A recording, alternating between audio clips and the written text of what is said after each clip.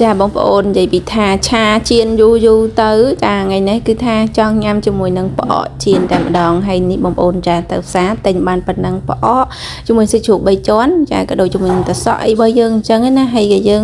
មកលាងតសក់លាងអីចឹងទៅចាលាងតសក់លាង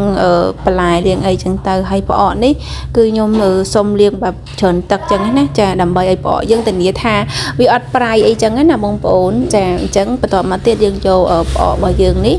ចាមកហាន់ទូចៗបែបនេះបងប្អូនចាសម្រាប់ការឆា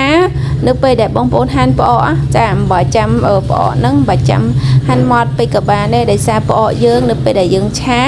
គឺផ្អករបស់យើងហ្នឹងគឺបែកតែម្ដងបងប្អូនចាអញ្ចឹងកាត់ទូចៗរាល់ដងគឺខ្ញុំច្រាមផ្អកហ្នឹងដល់ម៉ត់តែម្ដងតែលើកនេះគឺខ្ញុំអត់ច្រាមម៉ត់ទេតែជាមួយនឹងសាច់ជ្រូកនេះគឺខ្ញុំធ្វើការច្រាមឲ្យម៉ត់អញ្ចឹងណាបងប្អូនព្រោះតែសាច់ជ្រូកពេលអត់ដូចផ្អកទេអត់ទៅដល់ឆ្នាំងវាផុយឲ្យលួយដូចផ្អកអីណាអត់ទេអញ្ចឹងយើងហាន់ជាទូចដុំទូចអញ្ចឹងមកចា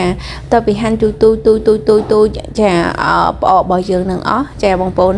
ចាចាប់ផ្ដើមធ្វើការច្រាមប៉ុន្តែខ្ញុំនឹកឃើញហាញ់ចែកខ្ញុំនឹកឃើញរឿងមួយដែលអស់សំណើចសម្រាប់ខ្លួនឯងកម្លាំងមែនតើណាគឺនៅពេលដែលហាន់ផ្អកហើយច្រាមហើយជ្រុញហ្នឹងគេមានច្រាមកាត់ណាបងប្អូនផ្លេចមើលចង់ដាច់ជ្រុញអស់លេងបងប្អូនអើយនេះជាបទពិសោធន៍របស់ខ្ញុំណាចាបើបងប្អូនអីចាកុំថា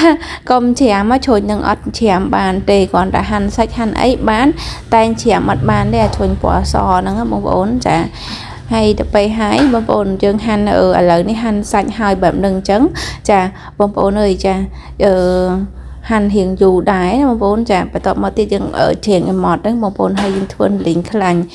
លីងខ្ទឹមចាបន្ទាប់លីងខ្ទឹមមកយើងឆាជាមួយនឹងសាច់ជ្រូកអីធម្មតាបែបហ្នឹងអញ្ចឹងណាចាអានេះគឺជាទម្លាប់របស់ខ្ញុំធ្វើរាល់ដងតែពេលដែលធ្វើឲ្យគឺឆ្ងាញ់ណាបងប្អូនចាតែខ្ញុំសូមប្រាប់បងប្អូនហាមដាក់ទឹកត្រីចូលចាហើយឬក៏ហាមដាក់អំបិលអីចូលសម្រាប់ជាមួយនឹងឆាផ្អកដោយសារផ្អករបស់យើងរៀងប្រៃអញ្ចឹងយើងលាងទឹកផងអីផងហ្នឹងបានតែច្រាស់ហើយសម្រាប់ឆាផ្អកនេះបងប្អូនអាចនឹងលូបស្ករបន្តិចចាត្រូវការស្ករបន្តិចដើម្បីឲ្យវាចូលជាតិល្អចាអញ្ចឹងឆាផ្អកនេះគឺចេះពីយាយរបស់ខ្ញុំបងប្អូនអើយពីមុនណា